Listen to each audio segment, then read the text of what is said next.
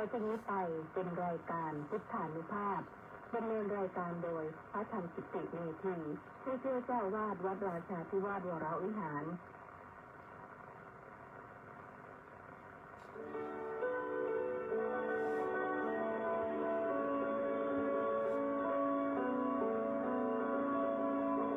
ได้เวลามาตั้งพุทธานุภาพเพื่อรับทราบพุทธธรรมคำสั่งสอนเสริมมงคลให้ชีวิตก่อนหลับนอนรอพักผ่อนสุขสบายกายใจเทิน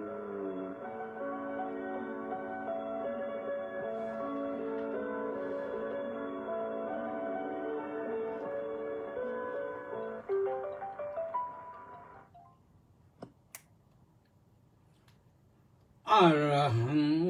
สัมมาสัมพุทโธภควาบุตถังภะคะวันตังอภิวาเดมิสวากขาโตภะคะวตาธัมโมธัมมังนัมมัสสามิสุปฏิปันโนภะคะวะโตสาวกสังโฆสังฆังนะมามิก็ถวายความ นอบน้อมแด่พระรัตนตรัย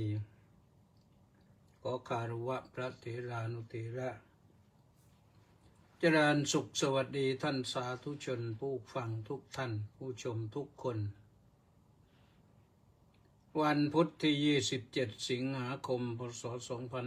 2568ขึ้น3ค่ำเดือน10มารับฟังรายการพุทธานุภาพกันทางสถานีวิทยุกองพลที่1รักษาพระองค์วิทยุเสียงธรรมจากชาวพุทธวิทยุพระพุทธศาสนาและสังคมและFacebook ไลฟ์ที่กิตติเมธีเคตัวใหญ่ ITTIMETEE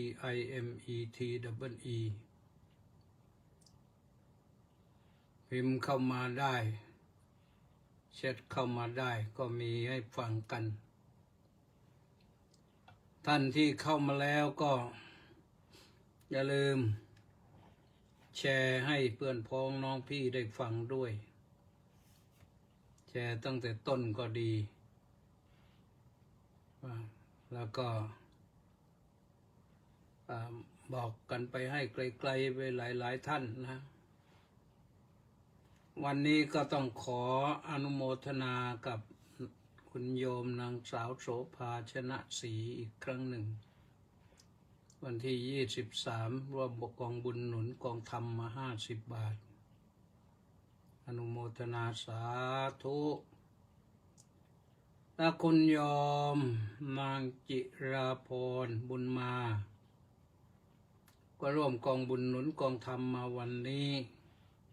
เมื่อเวลา 13:27 นาที50 บาทอนุโมทนาสาธุแล้วก็ยังมีคุณโยมนางสาวละเอียดเที่ยงสกุลร่วมกองบุญหนุนกองธรรมมา 1,000 บาทวันนี้เหมือนกัน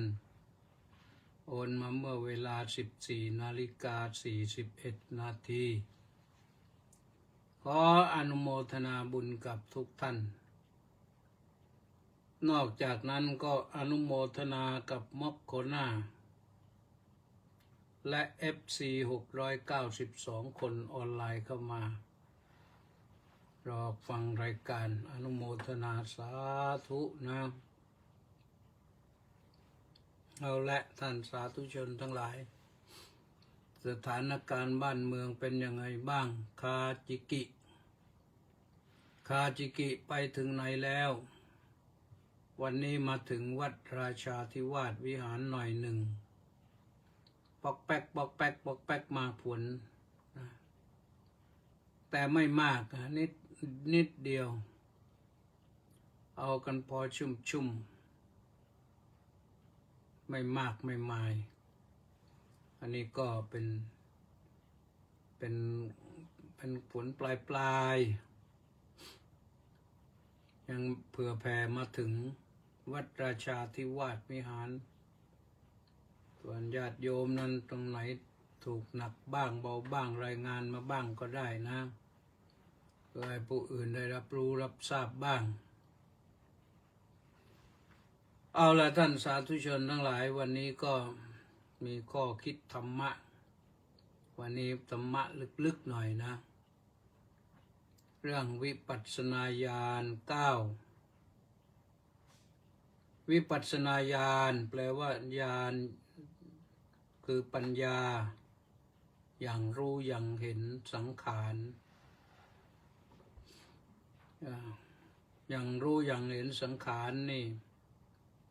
ถือว่าเป็นตัววิปัสสนานะ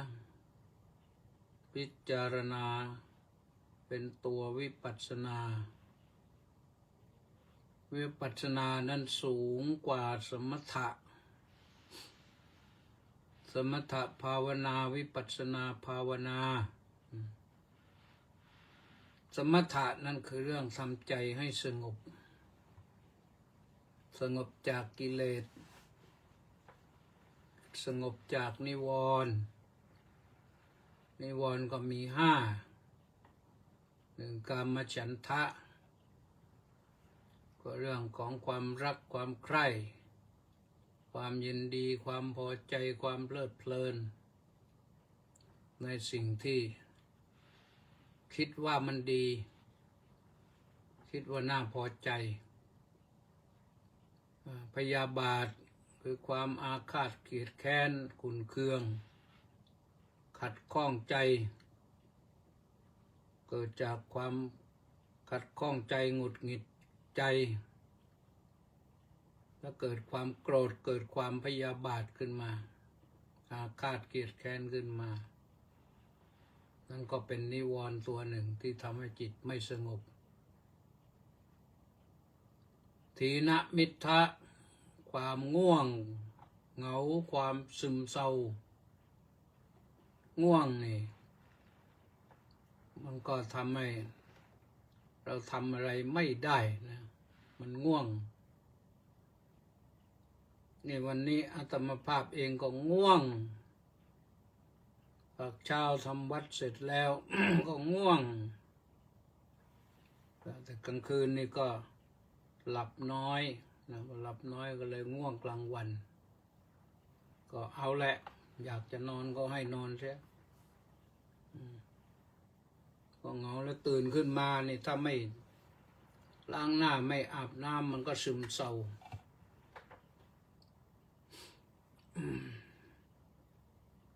ซึมเศร้าดีนะแต่ถ้าซึมมากเนี่ยจะกลายเป็นซึมเศร้าไปด้วยมันอยู่ใกล้ๆกันซึมเศร้านี่อาการหนักซึมเศร้าแล้วถึงซึมเศร้านี่อาการหนักมันอาจจะเกิดต่อเนื่องมาจากความผิดหวัง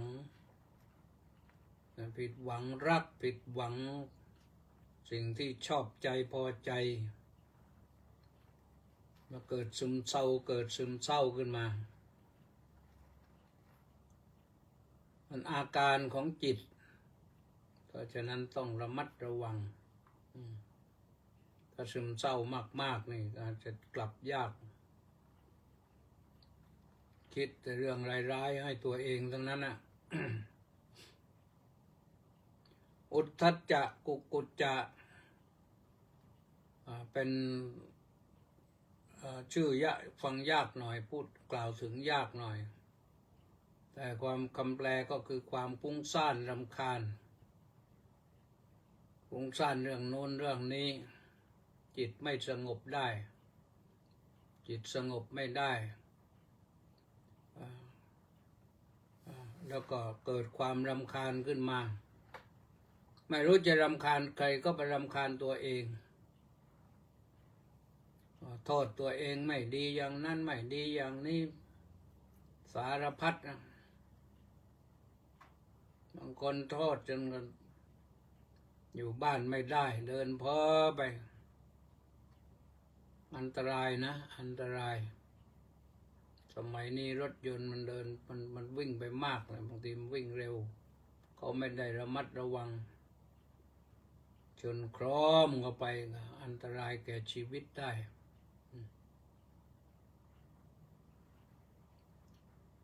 นิวรณ์ตัวสุดท้ายก็คือวิจิกิจฉาความลังเลความสงสัยตัดสินใจไม่ได้ว่าจะทำหรือไม่ทำดีหรือไม่ดีลังเลอยู่นั่นแหละคิดได้แต่ทำไม่ได้เกิดความสงสัยขึ้นมาสงสัยว่าทำแล้วมันจะดีแน่หรือเลยไม่ได้ทำสักทีต้องลงมือทำนะการลงมือทำนั้นต้องเริ่มขีดเขียนคือการวางแผน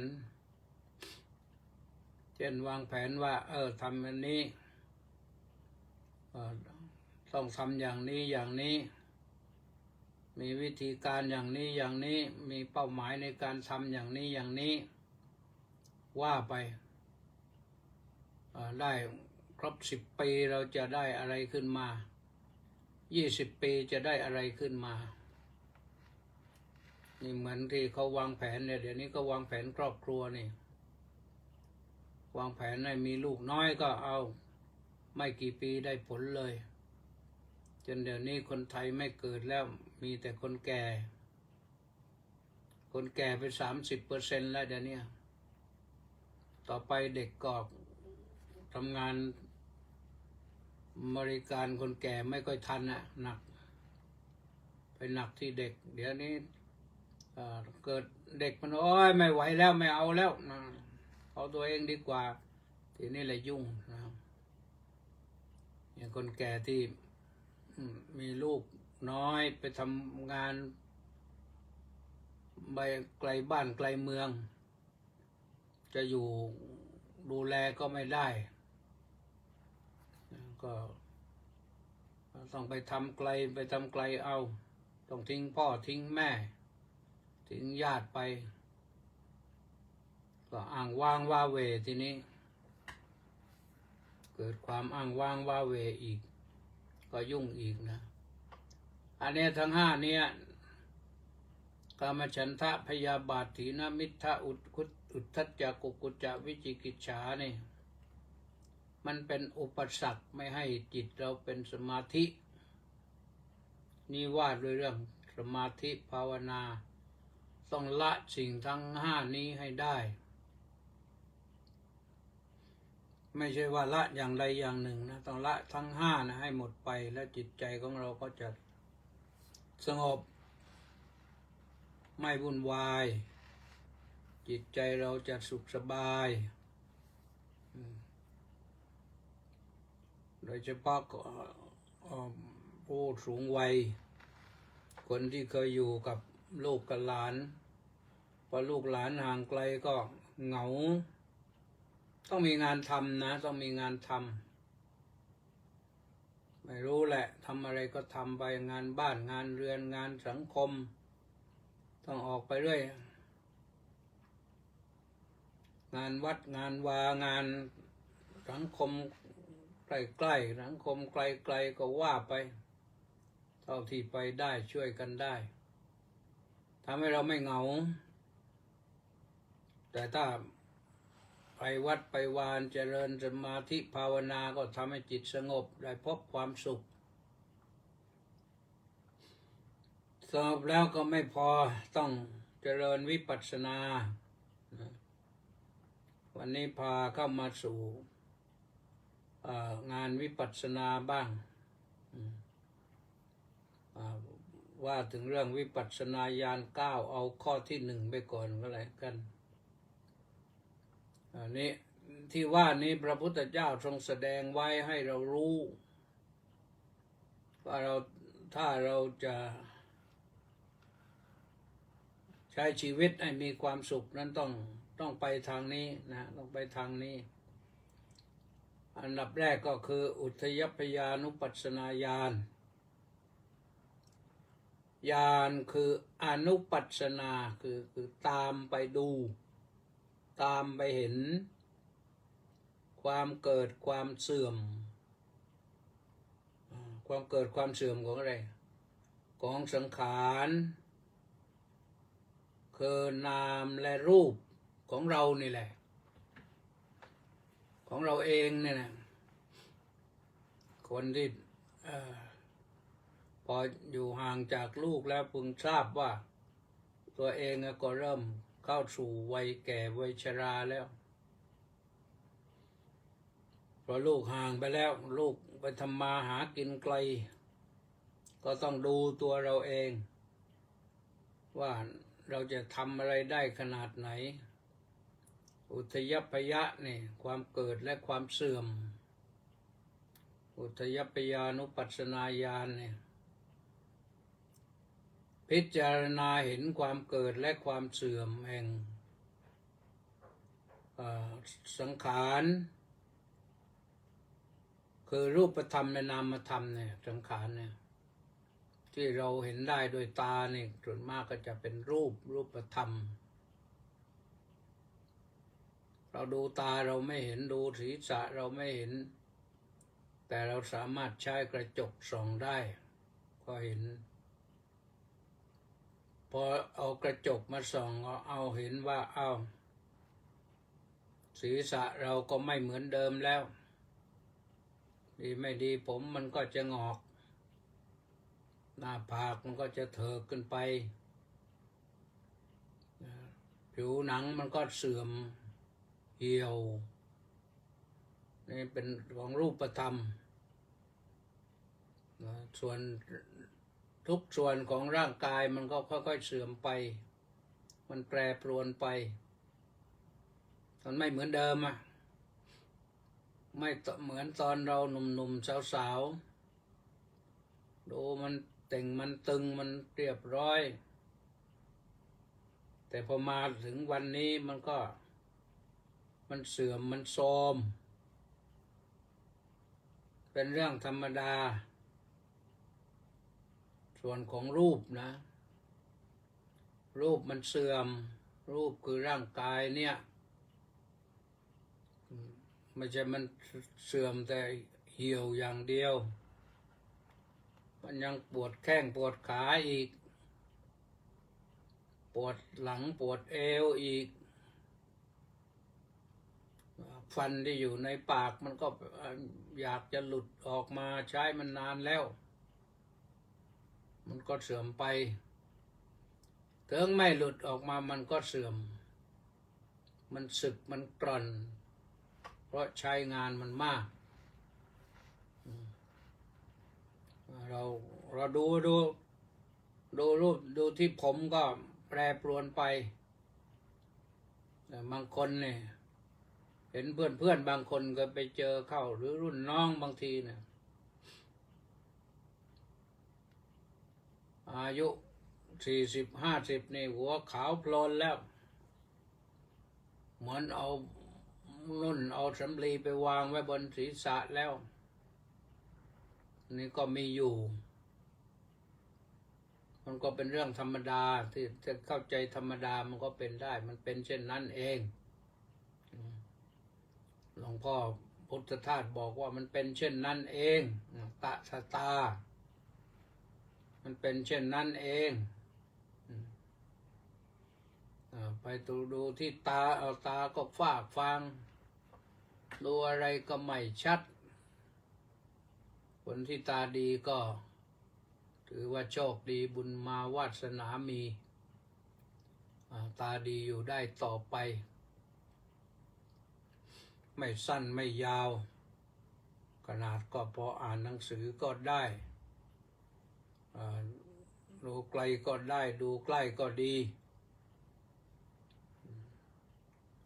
แต่ต้องเข้าใจว่ามันต้องเสื่อมนะ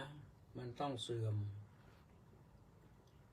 หูก็ตึงบางคนเนี่ย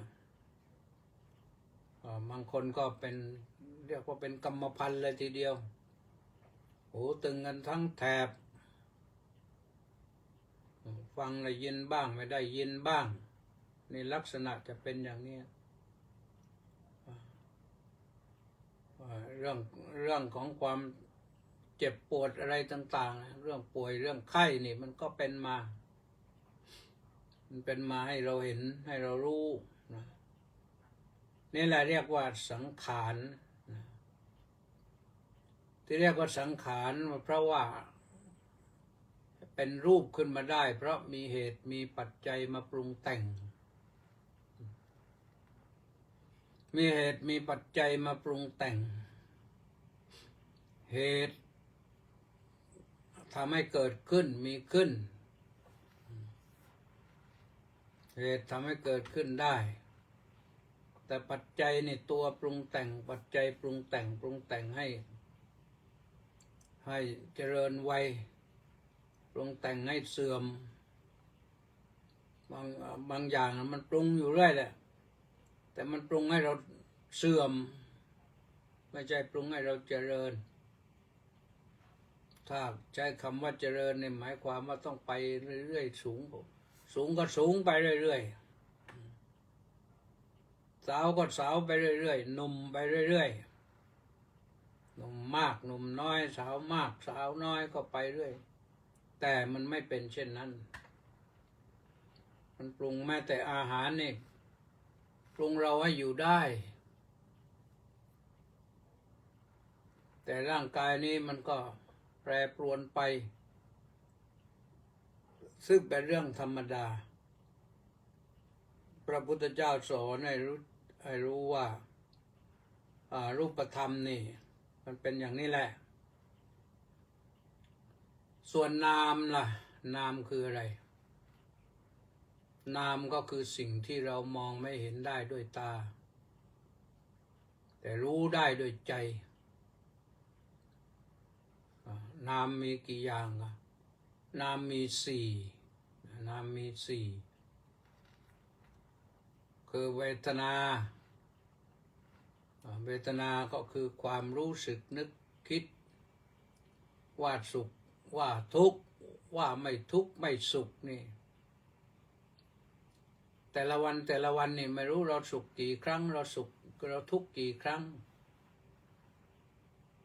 ไม่มีหรอกไม่มีใครที่จะสุขได้ตลอดวันไม่มีทุกข์มาแทรกแซงหรือไม่มีใครหรอกที่จะมีทุกข์ตลอดทั้งวันไม่มีสุขมาแทรกแซงเลยแต่อาจจะสุขน้อยหรือทุกข์น้อยลดหลั่นลงไปหนึ่งถ้าสุขน้อยก็ทุกข์มากสุขมากก็ทุกข์น้อยมันก็แค่นี้แหละ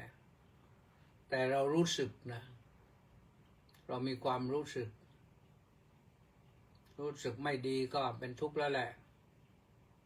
รู้สึกดีก็เป็นสุขแล้วแหละรู้สึกกระชื่นอกชื่นใจก็เป็นสุขแล้วแหละระทมตรมใจก็เป็นทุกข์แล้วแหละแต่ละวันเนี่ยไม่รู้กี่รอบมันเป็นอยู่อย่างเนี้ยเนี่ยมันเป็นอุทยัพพยะมันเกิดขึ้นแล้วก็เสื่อมลงนามธรรมก็เหมือนกับรูปธรรมนี่ที่สวยงามก็รู้สึกชื่นใจแต่ไม่สวยงามก็รู้สึกว่าอึดอัดใจแต่นั่นก็คือความเห็นความเกิดความเสื่อมถ้าเราพิจารณาดีจะเห็นความเกิดความเสื่อมส่วนนามธรรมตัวเวทนานั้นนอกจากรู้สึกว่าสุขรู้สึกว่าทุกข์แล้วก็ยังมีช่องว่างให้นะเป็นกลางอทุกขมสุขอาจจะนั่งเผลอไปนิดหนึ่งไม่สุขไม่ทุกข์จิตมันว่าง แต่ถ้าเรารู้อย่างนั้นแล้วเราทำจิตให้ว่างนี่ก็ดีนะทำจิตให้ว่างได้อย่างนั้นบ่อยๆก็ดีเราจะได้ไม่ทุกข์นักคือถ้าไม่ทุกข์แล้วก็จะความสุขก็ไม่สุขกันนะอยู่กลางๆสบายๆ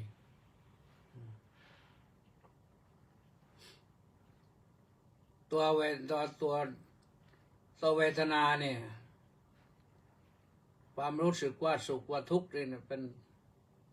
มันเกิดขึ้นเพราะอะไรถ้าหากว่าเราอยู่กับธรรมะแล้วจะเห็นความเกิดของสุขเห็นความเกิดของทุกข์หรือเห็นความเสื่อมของสุขความเสื่อมของทุกข์ความที่ไม่สุขไม่ทุกข์ก็เห็นได้นะเห็นได้นี่คือเรื่องของนามตัวแรกนามตัวที่สองก็คือตัวสัญญาสัญญาเนี่ยคือความจำนะแปลว่าความจำแต่ที่จริงแล้วสัญญานั้นจะมีเยอะแยะแล้วนะ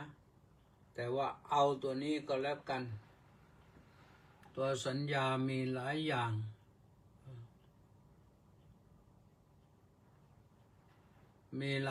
ให้เราได้ศึกษาวันนี้เอาเฉพาะว่าสัญญาคือความจำก่อนก็แล้วกันแต่ความจำนั้นก็มันคู่กับความลืมบางครั้งบางทีพอเราอายุมากขึ้นหน่อยใช้ความจำมาเยอะก็มาถึงวันนี้ก็จะกลายเป็นเสื่อมความจำมันเสื่อมก็เหลือแต่ลืมเยอะนะจากจำเยอะก็มาลืมเยอะลืมได้ทุกเรื่องเริ่มแรกก็ลืมเพื่อนฝูงคนนั้นเป็นใครแล้วชื่ออะไรแล้วไปอยู่ไหนแล้วก็ลืมไปตั้งนานแล้วนะนั่นลืมเพื่อนแล้วก็ลืมตัวเองนะลืมนั่นลืมนี่สักนิดสักหน่อยหรือว่าลืมมากนัดกับเพื่อนว่าจะไปไหนก็ลืมจะแล้วไปไม่ทันแล้วนึกกันว่าตกลงกันว่าจะไปทำบุญกันหน่อยทำไปทำมาลืมเพื่อนไปเสียแล้วก็เลยไม่ได้ไปทำบุญกับเขาเพราะลืมแม้แต่ของใช้เล็กๆน้อยๆส่วนตัวลืมแว่นบางทีแว่นไปวางไว้บนหน้าผากนั่นบนศีรษะนะแล้วก็หาแล้วหาอีกหาไปหามาต้องลูกหลานเหลนหลนบอกว่านั่นมันอยู่ตรงนั้นจับขึ้นมาดูแม่มันโมโหตัวเองนั่นเพราะความลืมมันเกิดขึ้นได้แล้วก็มันเสื่อมไปได้ถ้าความจำเกิดขึ้นดีพอลืมก็เรียกว่าความจำมันเสื่อมถ้าเกิดความจำขึ้นได้นะเรียกความจำมันจำดีความลืมมันก็เสื่อมไปมันก็ไม่ได้อยู่กับเราตลอดกาลหรอกแต่ก็มีบางครั้งบางทีบางท่านบางคนที่จิตไม่ค่อยอยู่กับธรรมะเนี่ยก็ทำให้เกิดความจำความลืมได้วันละไม่รู้กี่ครั้งลืมได้เรื่อยนะเพราะนั้นตัวความจำความลืมนี่เราก็ต้องทำความเข้าใจนะนี่มันเป็นนามธรรมมันมีอยู่ในเรานี่แหละไม่ใช่อยู่ที่อื่น อยู่ในเรานี่แหละแต่มันมีจำได้เสื่อมได้สิ่งของต่างๆที่เราเคยจำไว้วางผิดที่ทีเดียวลืมเลยไม่รู้ไปไหนแล้ว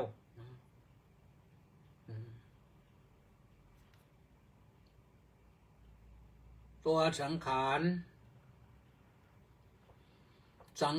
ที่ว่านี้ไม่ใช่สังขารคือรูปธรรม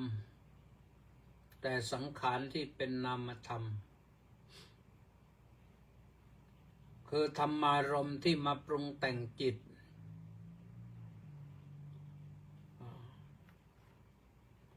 สัญญานั่นก็เป็นตัวความจำความลืมนั่นก็เป็นตัวปรุงแต่งจิตอย่างหนึ่งนะท่านเรียกภาษาอภิธรรมว่าเจตสิกเจตสิกคือสิ่งที่เกิดกับจิตดับกับจิตนะเอกุปปาดนิโรธาจะเอกาลัมปนวัตตุกา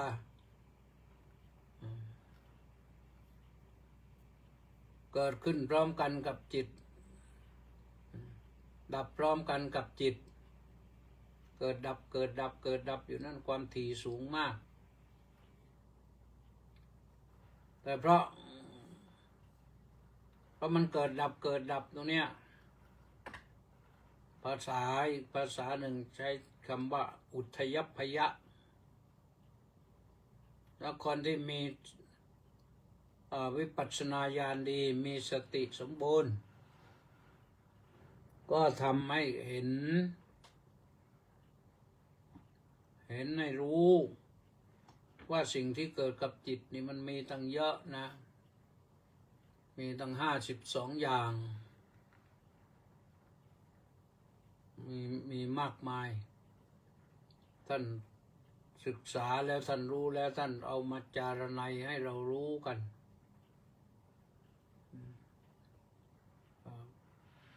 เวทนาสัญญานี่ก็เป็น เป็นสิ่งที่เกิดกับจิตเหมือนกันนะเป็นเจตสิกเหมือนกัน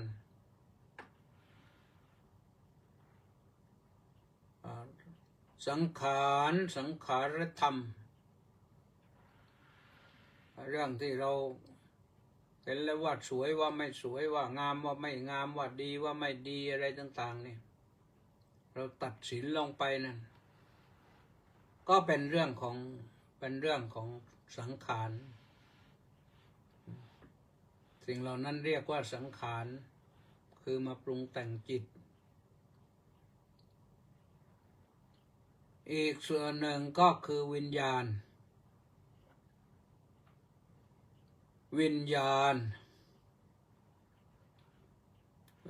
แปลว่าความรู้วิญญาณแปลว่าความรู้ที่เราได้มาโดยที่เราเรียนกันตั้งแต่ประถมมัธยมอุดมเรียนปริญญาตรีปริญญาโทปริญญาเอกเรียนกันเยอะเรียนในโรงเรียนนอกโรงเรียนเรียนจากประสบการณ์ชีวิตการทำงานเรียนด้วยประสบการณ์นี่มากกว่าเรียนในห้องนะเรียนในห้องนี่บังคับด้วยเวลาคุณครูก็มอบให้ความรู้แต่ก็เป็นพื้นฐานความรู้ที่เป็นพื้นฐานให้เรามาขยายในห้องเรียนนะอย่างเรียนกอไก่ขอไข่ในเล้าขอขวดของเราคอควายข้าวนาคอคนขึงขังกระคังข้างฟ้าออกงูใจกล้าจอจานชายดีชอฉิงตีดังชอช้างวิ่งนี้โซโซลำตีชกระเชอคู่กันยอมยิงโสบาดชดาสวมพลันตะประตักมุนนั้นตะตันตานกับมารองตนันมุโตหน้าขาวตะผู้เต้าไม่มองนอนเนนเดินย่องรอเด็กต้องนิมนต์ต่อเต่าลังตุงท้อถุงแบกคนทหารอดทนทอทงคนนิยมนอนูปักไผ่บ่ใบไม้ทับตมเปลลาตากลมปอพึ่งตำรังบอกฟ้าทนทานเบาบานว่างสร้างบอกวันราจังประเบากลางใบมอมาคือคักยอยักษ์เกี่ยวใหญ่ รอเรือพายไปรอลิงไต่ราวว่าแวนวงยาสกตลาเงียบเขาทบริทีหนวดยาวสอเสือดาวกระนองห้อยหีบใส่ผ้าลอดจุฬาข้าพย้องออกห่างเงินนองโอนกงูกตาโตนะนั่นเราเรียนให้รู้อักขระให้รู้อักษรและยังต้องเรียนสระอีกแล้วก็เรียนผสมอีกแล้วก็อ่านหนังสือออกพอเรารู้พวกนี้เราก็อ่านหนังสือออกเราอ่านหนังสือออกแล้วต่อมาเราก็มาขยายผลหนังสือตัวเล็กๆตัวใหญ่ๆเรามาเขียนเองได้ก็เรียกว่ามีความรู้พื้นฐานจากโรงเรียนมาเรื่องคณิตศาสตร์สมัยเรียนก็ท่องแม่สองถึงแม่เท่าไหร่แม่12ท่องกันอยู่แค่นั้นแหละป.4ท่องกันจนจบแล้ว51 55 20 5 30 5 54 20 55 25 56 30 57 35 58 40 59 45 50 51 55 52 60จำมาเสร็จแล้วเราก็มาใช้ให้มันได้มากกว่านั้นทำได้บางอย่างก็ศึกษาเพิ่มเติมหน่อยหนึ่งก็รู้ว่าอันนี้คืออะไรเป็นอะไรแล้วก็มาเทียบประเคียงเรียนภาษาอื่นได้ด้วยถ้าไม่ลืมใช่นะถ้าไม่ลืมเนี่ยนะถ้าลืมไปก็หมดนะลืมก็ไปไม่ถูกเท่านั้นนะเพราะฉะนั้นต้องทบทวนมันบ่อยๆการทบทวนบ่อยๆนี่ทำให้เรารักษามาตรฐานไว้ได้เจริญวิปัสสนาญาณบ่อยๆนะโดยเฉพาะอย่างยิ่งวันนี้พูดถึงข้อแรกอย่างเดียวนี่ก็คืออุทยัพพยานุปัสสนาญาณหรืออุทยัพพยญาณญาณเป็นเครื่องอย่างรู้ความเกิดความเสื่อมของรูปธรรมและนามธรรมหรือสังขารความรู้นี่เรามีได้ลืมได้แต่ถ้าเรารู้แม่นแล้วก็จะจำได้นานรู้แบบท่องได้นี่จะจำได้นานถ้ารู้แบบผิวๆเผินๆเดี๋ยวก็ลืมนะมันเป็นอย่างนั้นเพราะฉะนั้นสิ่งใดที่ท่องได้ก็ควรท่องหลักสูตรของพระนี่ต้องท่องอ่านก็อ่านไปทำความเข้าใจก็ทำไปแต่ท่องก็ต้องท่องแล้วสวดอย่างพระสวดมนต์ทำวัดเช้าทำวัดเย็นเนี่ยสวดทุกวันนั่งหลับตาบางทีเพ้อไปก็ยังปากสวดได้หลับสนิทไปในปากสวดได้นะสวดคลอคนอื่นไปเรื่อยไปงั้นนะมันเกิดทักษะเกิดความชำนาญเพราะฉะนั้นท่านสาธุชนทั้งหลายเราไม่ต้องไปไกลวันนี้เอาตรงนี้แหละเราพิจารณารูปธรรมนามธรรมหรือพิจารณาสังขารให้เห็นความเกิดความเสื่อมและจะได้ตั้งตนอยู่ในความไม่ประมาทเรื่องความประมาทนี่อันตรายมากๆนะถ้าเราจำดีมีสติดีไม่หลงลืมก็ไม่ประมาทนะความไม่ประมาทก็คือมีสติสมบูรณ์ ความมีสติสมบูรณ์ก็ช่วยส่งเสริมเรื่องอุทยพยานุปัสสนาญาณให้เราได้พิจารณาเป็นประจำนั่งที่ไหนก็พิจารณาพิจารณาสิ่งที่อยู่ภายนอกก็ได้พิจารณาภายในก็ได้อัจฉัตตังวาบหิทธาวาพิจารณาสิ่งที่อยู่ภายในคือร่างกายของเราเนี่ยเรื่องผมขนเล็บฟันหนังเรื่องตับไตไส้พุงของเราเนี่ยพิจารณาดูมันไม่เที่ยงมันเกิดขึ้นตั้งจะเกิดขึ้นดับลงเกิดขึ้นดับลงเกิดเสื่อมเกิดเสื่อมเกิดเสื่อมอยู่เนี่ยแม้แต่ผิวหนังของเรานี่เกิดเสื่อมเกิดดับเกิดดับเกิดดับอยู่ทุกวินาทีเนี่ยเรามองยังไม่เห็นแต่ถ้าเรานั่งให้จิตสงบเจริญวิปัสสนาเราก็จะมองเห็นความเกิดความดับของเราเองตั้งแต่เราเกิดมานี่เกิดดับร่างกายนี่เกิดดับไม่รู้กี่ล้านครั้งแล้วความถี่มันสูงมากนี่พระธรรมกิตติเมธีนั่งพูดอยู่นี่ก็ร่างกายก็เกิดดับเกิดดับเกิดดับอยู่เนี่ย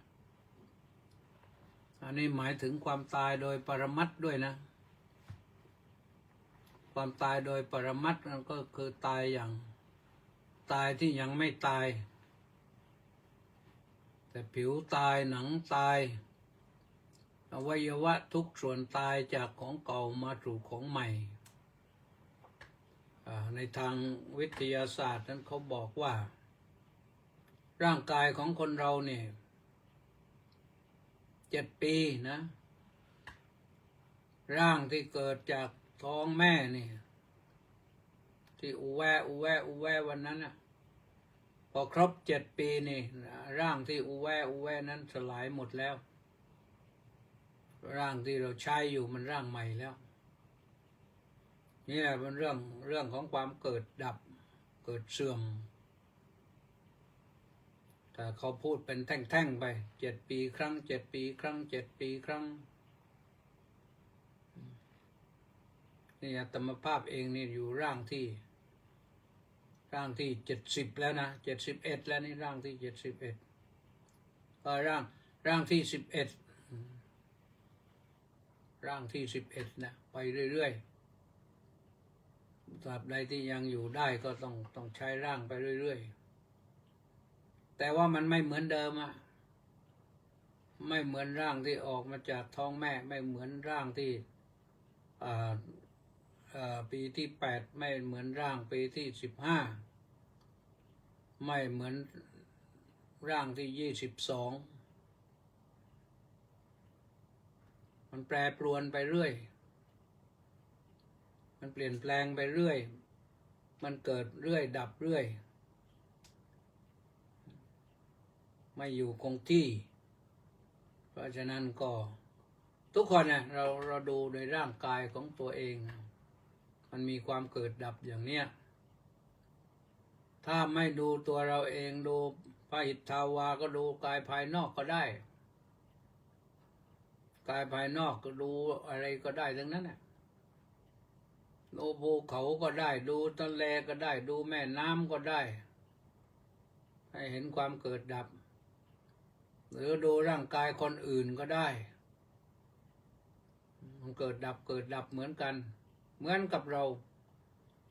ก็เหมือนกับคนอื่นก็เหมือนกับเราดูร่างกายวัวควายก็ได้ร่างกายวัวควายมันก็เกิดดับเหมือนกันเพราะมันเป็นสังขารเหมือนกันแม้สังขารที่ไม่มีใจครองบ้านที่เราอยู่อาศัยนี่แต่ละหลังเราเข้าอยู่วันแรกนั้นเราเป็นบ้านใหม่ไม่รู้แหละใหม่เราเก่าเพื่อนหรือว่าใหม่เราชนิดที่ไม่เก่าเพื่อนคือซื้อบ้านใหม่เลยก็ได้บ้านใหม่มา พ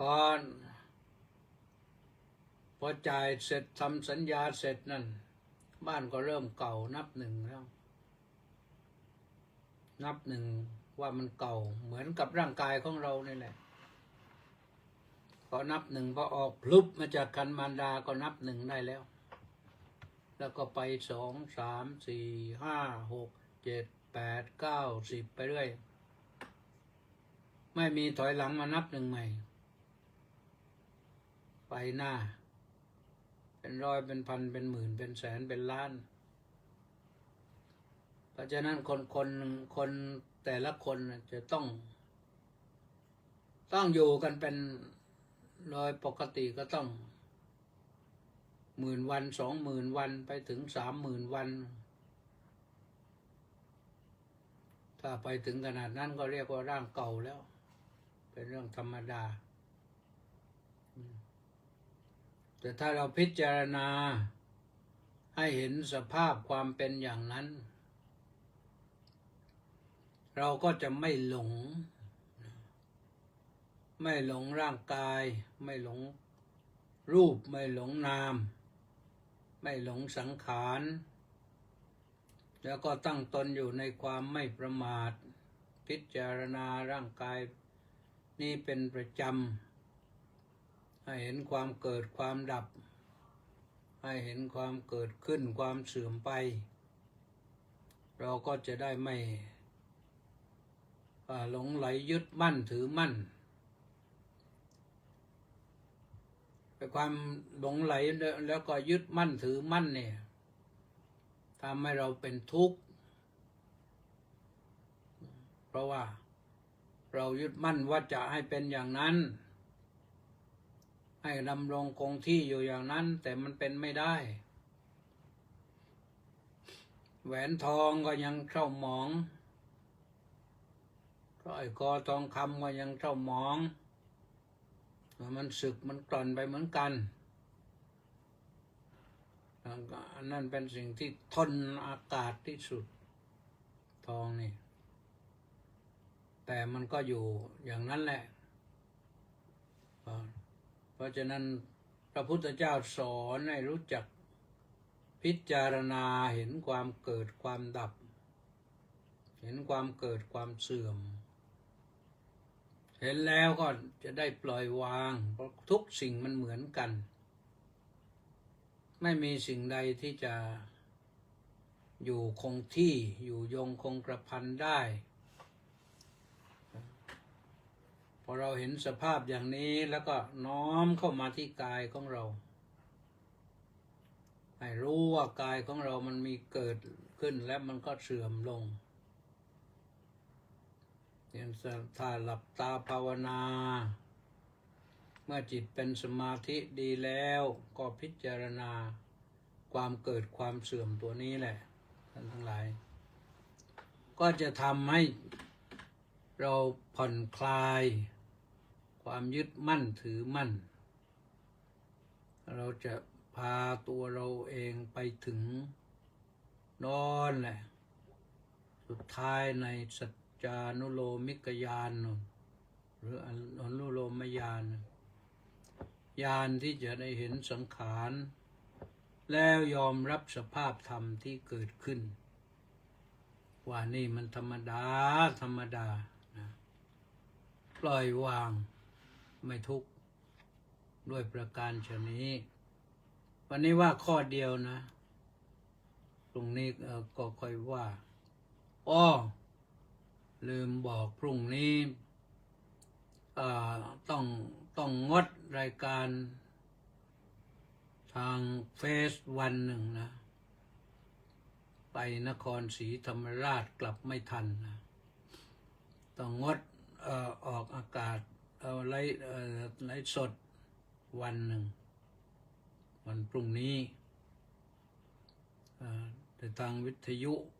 ของคนที่1รักษาพระองค์จะมีเสียงไปออกแหละจะมีเสียงอะไรติดตามฟังก็แล้วกันก็แจ้งไว้เพื่อทราบนะเพราะนั้นว่าพรุ่งนี้ต้องงดแน่นอนเอาละว่าไว้ตอนนี้ในที่สุดนี้ก็ต้อง ขออ่านรายชื่อ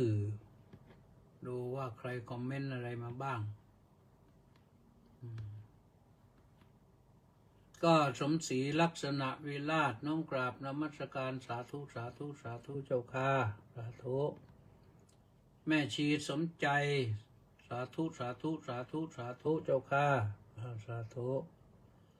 วัดป่าบนเนินสุโขทัยน้อมกราบถวายความเคารพพระเดชพระคุณครับผมท่านพระครูยังมีกำลังอยู่นะสู้ต่อไปสู้ต่อไปวัชรินทร์โอภาโสรามรอดสาธุสาธุสาธุว่างั้นนะสาธุเจริญอยู่หนูสิงห์น้อมกราบนมัสการสาธุสาธุสาธุเจ้าค่ะก็หายเจ็บหายป่วยนะแปะนันทิการบอกว่าน้อมกราบนมัสการสาธุสาธุสาธุเจ้าค่ะสาธุมณีแสงจันทร์น้อมกราบนมัสการสาธุสาธุสาธุเจ้าค่ะสาธุ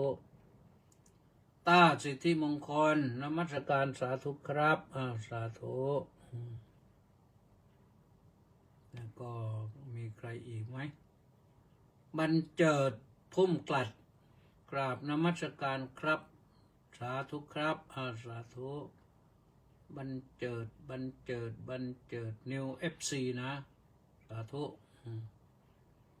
มัคโคนาโมเมสาธุเล็กวังบุรพานุกูลแก้วสุขกราบสาธุครับสาธุมัคโคนากิมอินบุญท่านกราบนมัสการกราบอะไรล่ะ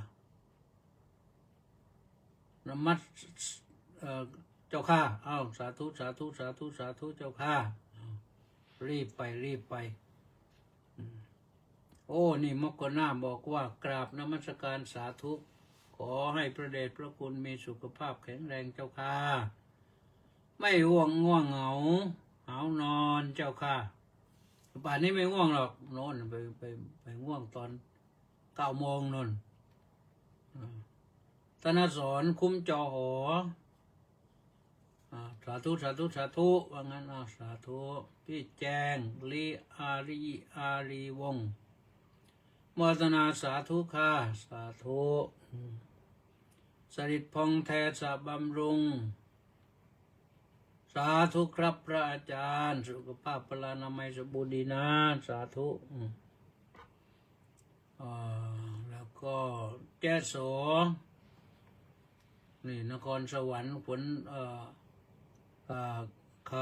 คาจิกิมาถึงแล้วยัง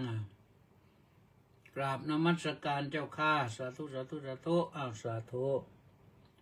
ทองใสราชโคตรน้อมกราบนมัสการหลวงพ่อเจ้าคุณขอรับสาธุสาธุสาธุสาธุ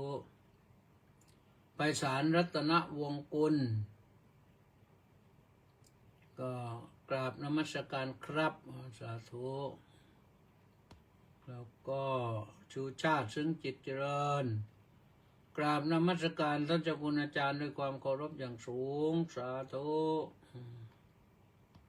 แล้วก็สุมาลักษมีดวงสมสารน้องกราบนมัสการเจ้าค่ะสาธุ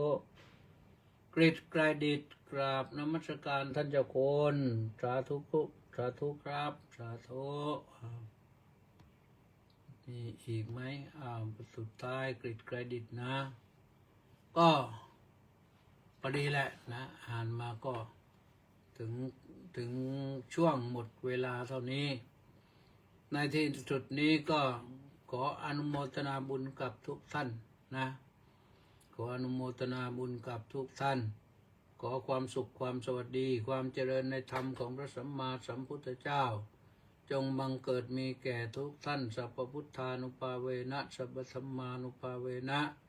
สัพพสังฆานุภาเวนะสดาโสถีพระวันตุโวขอสวัสดีเจริญพร